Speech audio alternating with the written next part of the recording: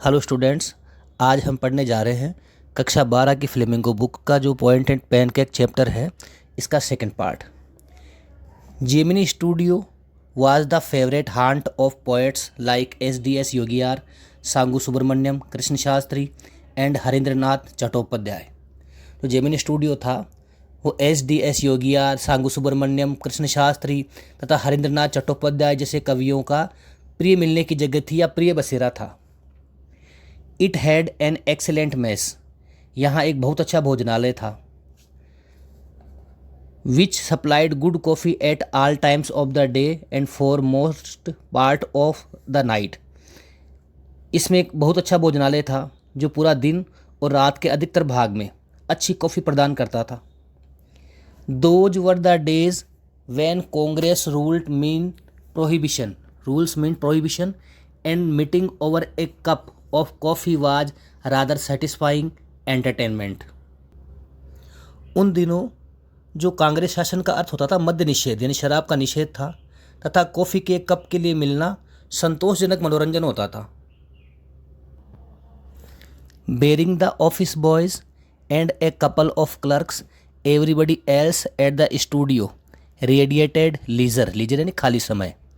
ए प्रीरेक्यूसाइट का मतलब होता है पूर्व शर्त फॉर पोएट्री। दफ्तर के लड़कों और कुछ क्लर्कों को छोड़ करके स्टूडियो में सभी का आराम पसंद कार्य कविता की इच्छा करना था। अब आगे देखेंगे हम। Most of them wore khadi and worshipped Gandhi ji, but beyond that they had not the faintest appreciation for the political thought of any kind. Most of them wore khadi, उनमें से अधिकतर लोग खादी पहनते थे। एंड वर्शिप्ड गांधी जी, और गांधी जी की पूजा करते थे, अनुसरण करते थे। But beyond they had not the faintest appreciation of political thought of any kind. इसके अलावा वे किसी प्रकार की जो राजनीतिक विचारधारा है उसके किसी भी प्रकार के बिल्कुल हल्के से भी प्रशंसक नहीं थे, यानी उनको इसके अलावा राजनीतिक विचारधारा से कोई मतलब नहीं था। Naturally they were all ours to the term communism बोलते हैं साम्यवाद। इसके अलावा वास्तव में उन सबको एक ही शब्द से नफरत थी, कम्युनिज्म यानी साम्यवाद। स्टूडेंट्स आगे वाले को अंडरलाइन करेंगे क्योंकि पूछा जाएगा कि साम्यवादी क्या होता है या साम्यवाद क्या होता है। एक communist was a godless man, साम्यवादी एक नास्तिक आदमी होता है। ही हैड नो फिलायल बच्चों का, और कॉन्जुगल लव, न तो उसे अपने बच्चों से प्रेम होता है न अपनी पत्नी से प्रेम होता है। ही हैड नो कंपंक्शन ग्लानी, हिचक, about killing his own parents और हिज चिल्ड्रन, उसको अपने माता पिता या अपने बच्चों को मारने में भी कोई हिचक नहीं होती है। He was always out to cause and spread unrest and violence amongst innocent and ignorant people. वे लोग हमेशा जो मासूम और अज्ञानी लोग हैं, जो अज्ञानी लोग हैं, उनके बीच में हमेशा हिंसा फैलाते रहते थे। सच नोशन का मतलब विचार। Such notions which prevailed everywhere else in south India at that time also naturally floated about vaguely अस्पष्ट among the khadi clad poets of Gemini Studios. Evidence of it was soon forthcoming. इस प्रकार के विचार जो सभी जगह और दक्षिण भारत में भी उस समय फैल रहे थे, और स्वाभाविक रूप से जेमिनी स्टूडियो के खादी पहने हुए कवियों के बीच में भी अस्पष्ट रूप से बह रहे थे। इसका प्रमाण अभी आगे आने वाला था। When Frank Buchman's Moral Rearmament Army some 200 strong visited Madras sometime in 1952. They could not have found a warmer host in India than the Gemini Studios. जब फ्रेंच बुचामैन के जो मोरल रीआर्मामेंट आर्मी के जो 200 आदमियों का जो दल था 1952 में मद्रास की यात्रा पे आया, तो उन्हें भारत में जेमिनी स्टूडियो से अच्छा मेज़बान कोई नहीं मिला। अब जो मोरल रीआर्मामेंट आर्मी क्या थी वो मैं आपको बताता हूँ।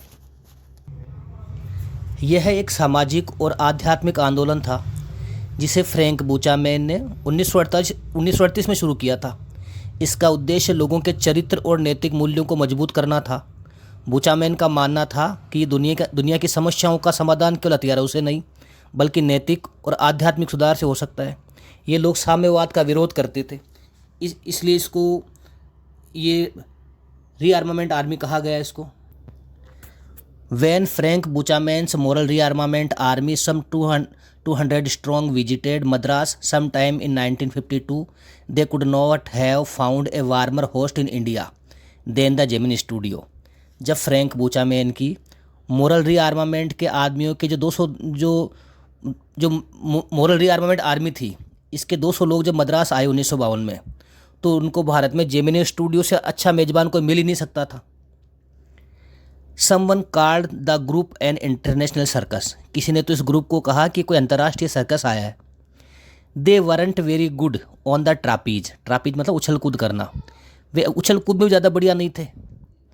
And their acquaintance with animal was only at the dinner table.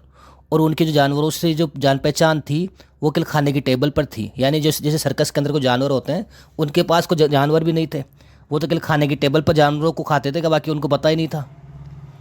But they presented two plays in a most professional manner. लेकिन उन्होंने जो दो नाटक थे वो बहुत ही प्रोफेशनल तरीके से उन्होंने प्रस्तुत किए। दो नाटकों के नाम थे, अंडरलाइन कर लीजिए इनको, dear Jotham Valley and the Forgotten Factor. ये दो नाटक उन्होंने प्रस्तुत किए। Ran several shows in Madras and along with the other citizens of the city the Gemini family of 600 saw the plays over and over again. उन्होंने दो नाटक प्रस्तुत किए, जोथाम वैली और फॉरगॉटन फैक्टर, और उन्होंने इसके कई शो मद्रास के अंदर कई शो प्रस्तुत किए। And along with the other citizen of the city, और शहर के दूसरे नागरिकों के साथ साथ द जेमिनी फैमिली ऑफ 600, जो जेमिनी स्टूडियो के जो 600 मेंबर थे, सा the place over and over again. उन्होंने नाटकों को बार बार देखा, क्योंकि अब मेकअप करना नहीं पड़ रहा था, शूटिंग चल नहीं रही थी, आराम से बैठे बैठे नाटक देखते थे। The message of the plays were usually plain and simply homilies. जो नाटक थे उनके जो संदेश थे वो एकदम साधारण थे और एकदम घरेलू थे। But the sets and costume were first rate. लेकिन उनके जो रंगमंच थे और उनके जो कॉस्ट्यूम थे, साज सज्जा थी, वो एकदम उत्तम दर्जे की थी। Madras and the Tamil drama community were terribly impressed and for some years almost all Tamil plays had a scene of sunrise and sunset in the manner of Jotham Valley, with a bare stage, a white background curtain and a tune played on the flute. Flute बोलते हैं बांसुरी को। Madras and the Tamil drama community were terribly impressed. जो मद्रास और जो तमिल की जो drama company थी वो इनसे बहुत ज़्यादा प्रभावित हुई। And for some years almost all Tamil plays had a scene of sunrise and sunset in the manner of Jotham Valley. और लगभग और काफ़ी वर्षों तक जो तमिल के जो नाटक होते थे उनके अंदर जो सूर्योदय के और जो सूर्यास्त के दृश्य दिखाए जाते थे वे उसी प्रकार के दिखाए जाते थे जैसे कि जोथाम वैली में था।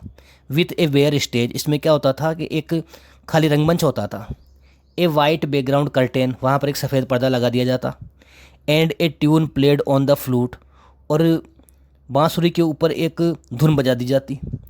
इस तरीके का वहाँ वो कुछ किया करते थे।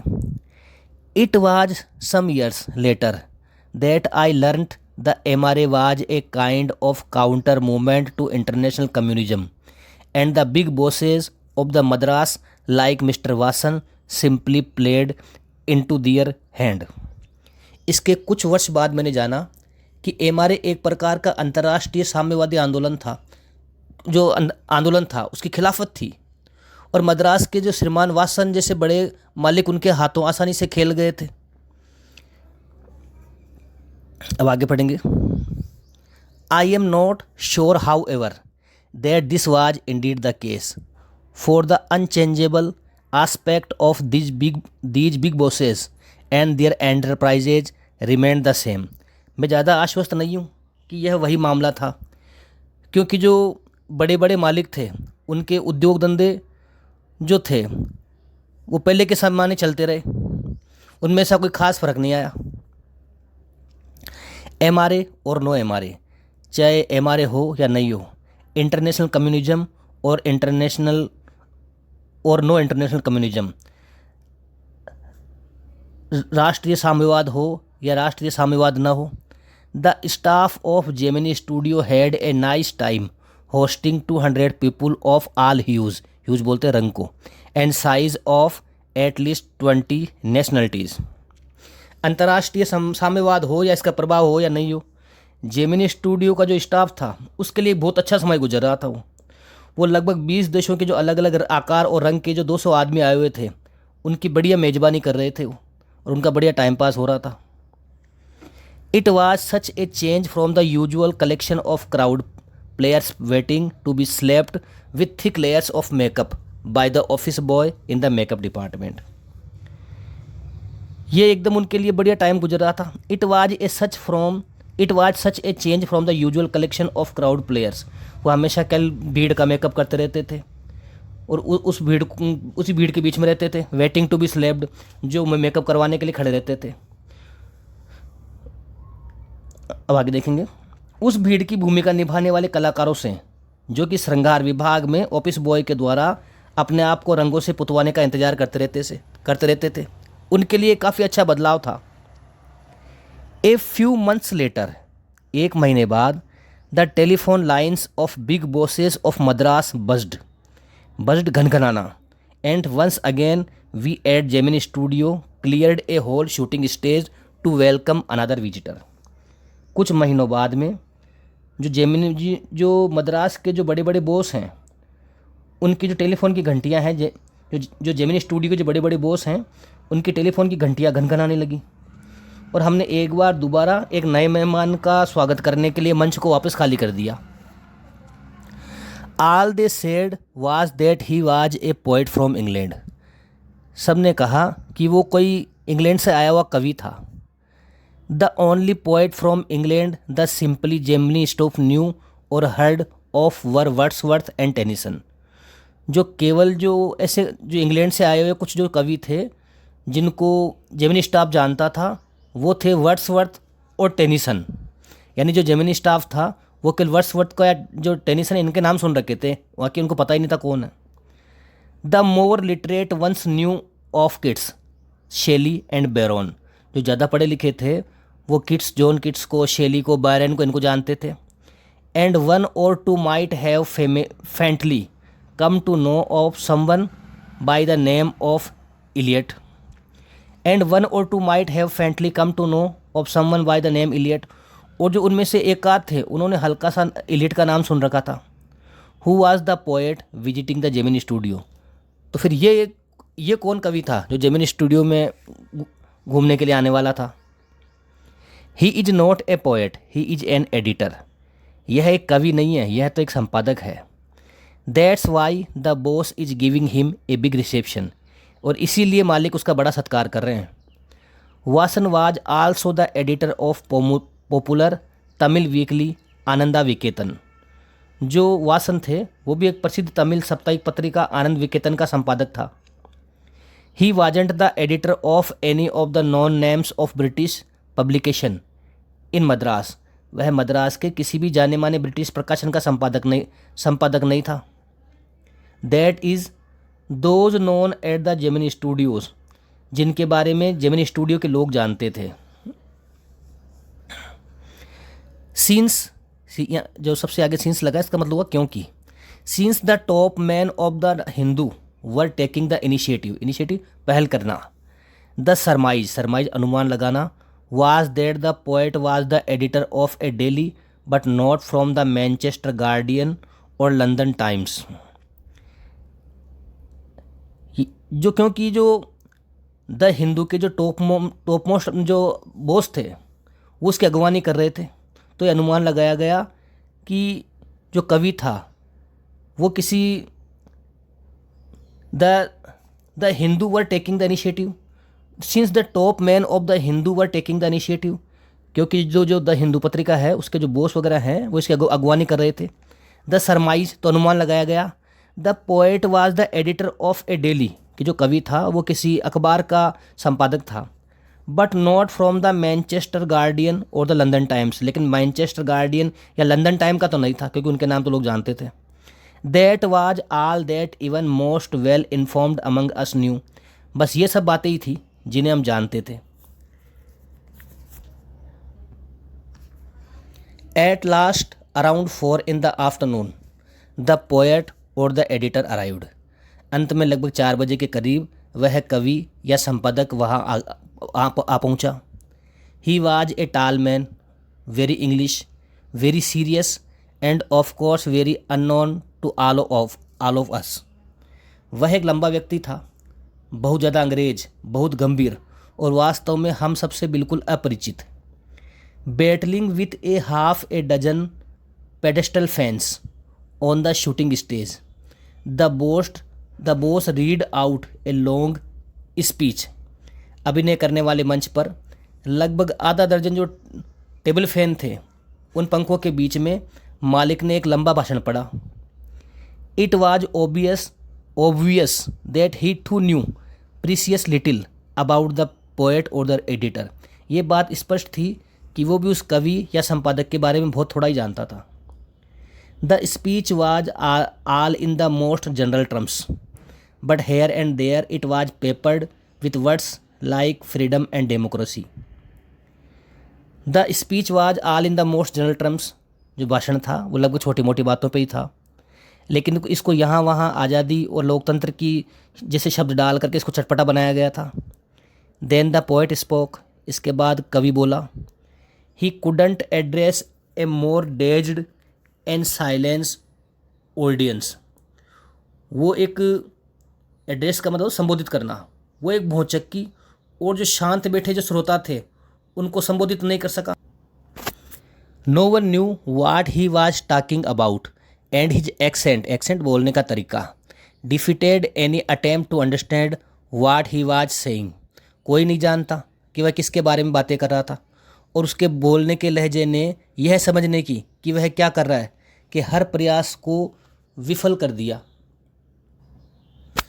The whole thing lasted about an hour. सारी चीज़ें 1 घंटे चलती रही।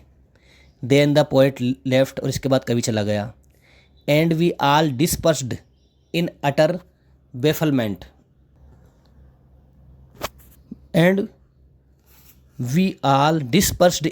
बेफलमेंट और हम सब भी असमंजस में बिखर गए। वाट आर वी डूइंग, हम कर क्या रहे हैं।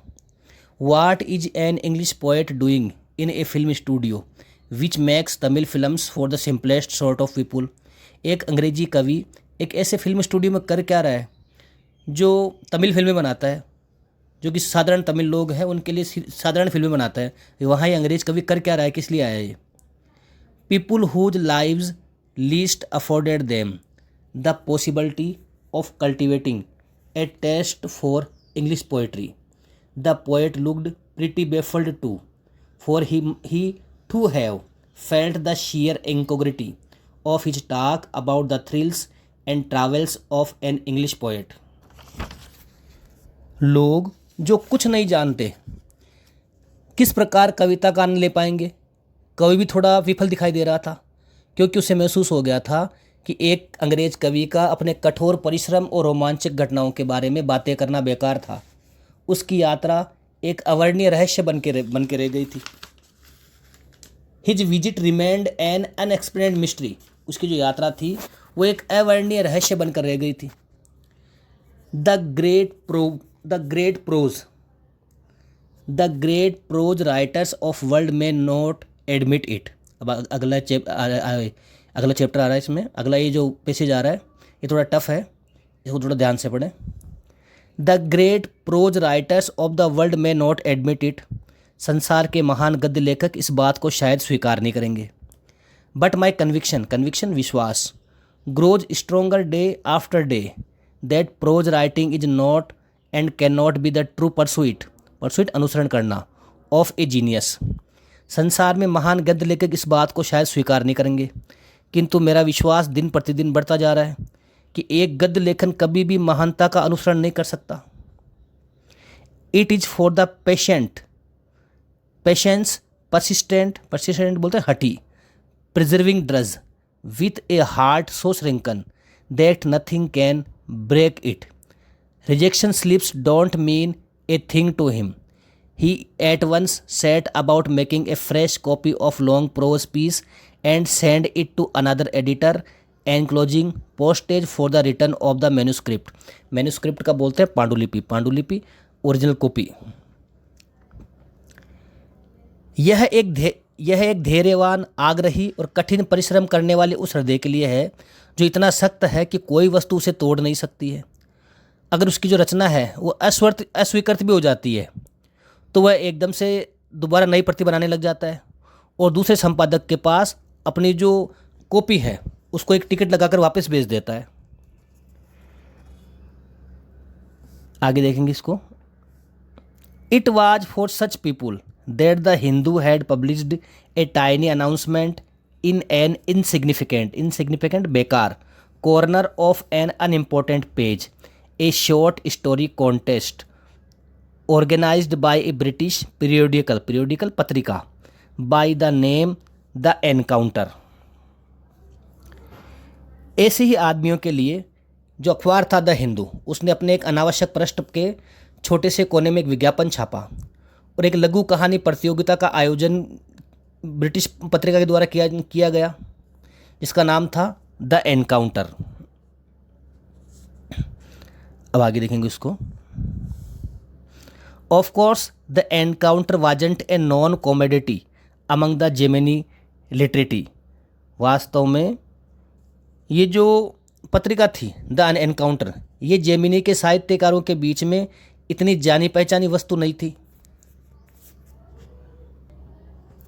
I wanted to get an idea of periodical before I spent a considerable sum in postage sending a manuscript to England। मैं इस पत्रिका के बारे में इंग्लैंड में अपनी जो पांडुलिपि है भेजने के लिए डाक खर्च करने से पहले मैं इसके बारे में कुछ जानना चाहता था। In those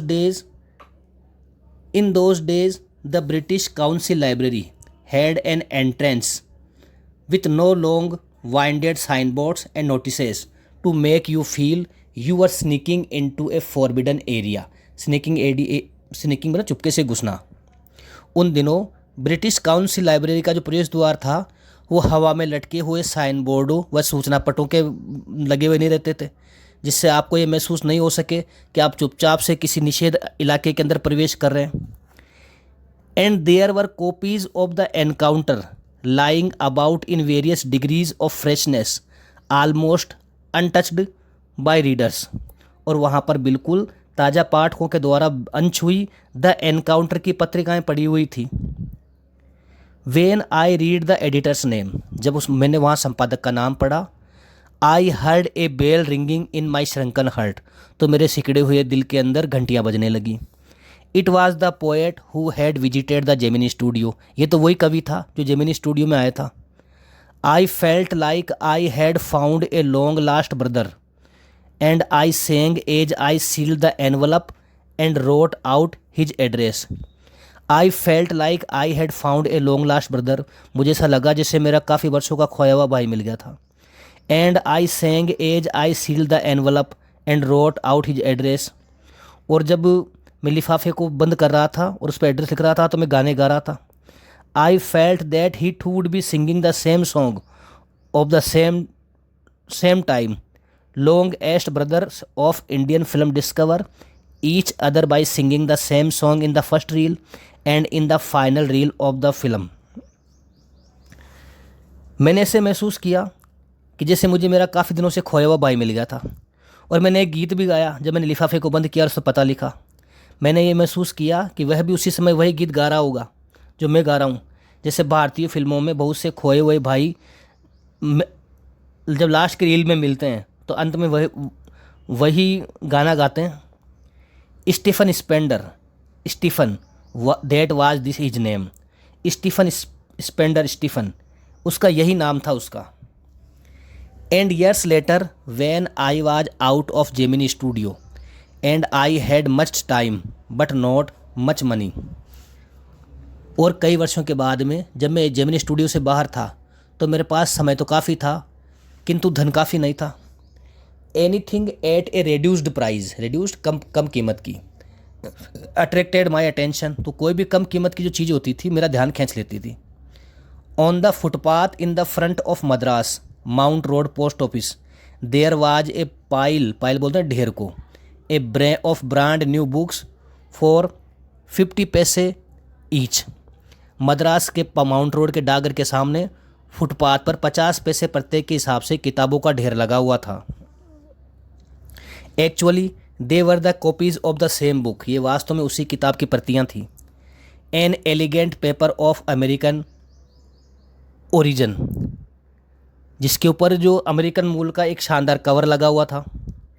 special low prized student addition, ये विद्यार्थियों के लिए कम कीमत की एक एडिशन निकाला गया था। In connection with the 50th anniversary of the Russian revolution, Russian क्रांति, आई पेड 50 पैसे and picked up a copy of the book the god that failed. यह एक विशेष कम कीमत वाला विद्यार्थियों के लिए निकाला गया अंक था, जो कि रूसी क्रांति की 50वीं वर्षगांठ के संबंध में के उपलक्ष्य में था। अब आगे देखेंगे। आई पेड 50 पैसे, मैंने 50 पैसे चुकाए। And picked up a copy of the book, और किताब की एक कॉपी ले ली। द गॉड दैट फेल्ड, इसका नाम था the god that failed. 6 eminent man of letters in 6 separate essays described their journey into communism and their disillusioned भ्रम का दूर होना, return. André Gide, Richard Wright, Ignazio Silone, Arthur Koestler, Louis Fischer and Stephen Spender. और ये 6 महान व्यक्ति थे, Andre Gide, Richard Wright, Ignazio Ceylon. ये जो यहाँ से इसको एक बार दोबारा देखेंगे। 6 eminent man of letters in 6 separate essays described, 6 प्रसिद्ध व्यक्तियों के 6 अलग अलग निबंध और उनके साम्यवाद की यात्रा और उनकी जो भ्रमित वापसी है उस पर ये निबंध लिखाए गए थे। और ये 6 महान व्यक्ति थे, Andre Gide, Richard Wright, Ignazio Silone, Arthur Koestler, Louis Fischer, Stephen Spender. Suddenly the book assumed tremendous significance, अचानक ये किताब मेरे लिए अत्यंत महत्वपूर्ण हो गई। Stephen Spender, the poet who had visited Gemini Studio, ये तो वही कवि था जो जेमिनी स्टूडियो में आया था। In a moment I felt a dark chamber of my mind lit up by a hazy illumination, एक क्षण में मुझे महसूस हुआ कि मेरे दिमाग का अंधेरा हिस्सा एक अस्पष्ट प्रकाश से भर उठा। The reaction to Stephen Spender at Gemini studio was no longer a mystery, Stephen Spender के जेमिनी स्टूडियो में आने पर हुई प्रतिक्रिया अब रहस्य नहीं रह गई थी। The boss of Gemini studio may not have much to do with the Spender's poetry, but no with his God that failed. Gemini studio के मालिक को स्पेंडर की कविता से शायद कोई मतलब नहीं था, परंतु उसके उस भगवान के साथ नहीं जो असफल हो गया।